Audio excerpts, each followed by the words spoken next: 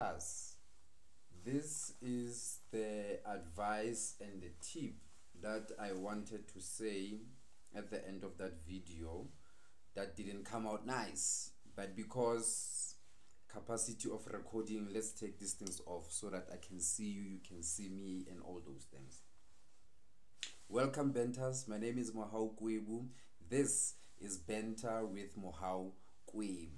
I thought I wanted to share some certain tips this festive season on how to deal with food that excessive food. We know when festive season comes, whether you have much in the house or you don't have much, there's always no time maybe to eat, or when you can eat, there'll still be leftovers. What do you do? First of all, the theme of my channel is let's spread love. Act number one. Why let's spread love, and why is this tip important? We already know how many people are eating from the trash bins. When you go out in Johannesburg, when you go out in the suburbs around, in Auckland Park, in Hillbrow, you literally know that there are people that survive in the bin for many reasons. Recycling, food, and some will be looking for clothes and appliances to sell or to pawn. And we might not be able to end world hunger, but at least in our own way, in our own small little way, there can be a way. I'm talking about this market of people, this population that wake up in the morning and go to the bin and look for food and look for something they can sell. These are the people that are our brothers and sisters, and some of them have been in places of privilege, and the world and life, the way it works, have proved them and put them in these places. But they still are our brothers and sisters, and they deserve decency in the way in which that we converse to them, in the way that in which that they are as human beings, just human decency.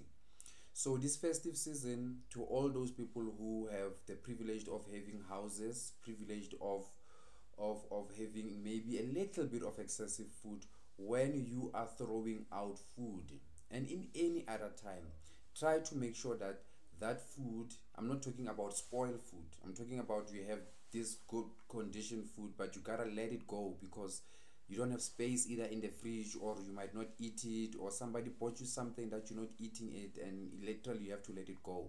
I grew up from a house that actually we did not, we despise, we look down upon throwing food away, especially knowing that there's a lot of suffering around. So when you're throwing out food, good condition food that is not perishable, make sure that you put them in a plastic.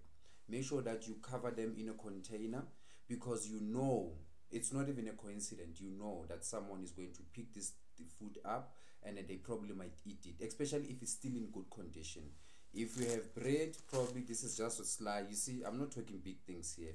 Make sure that you can still keep it fresh, and make sure when you throw it, you throw it in, so that when the person finds it, can be able to take it and still can find a meal out of it.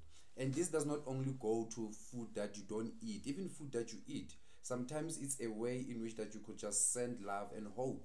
I remember I worked in this other company, and I just don't want to be dealing with dustbins, because I know finally I would eat there with the struggles that the person have went through in Joburg.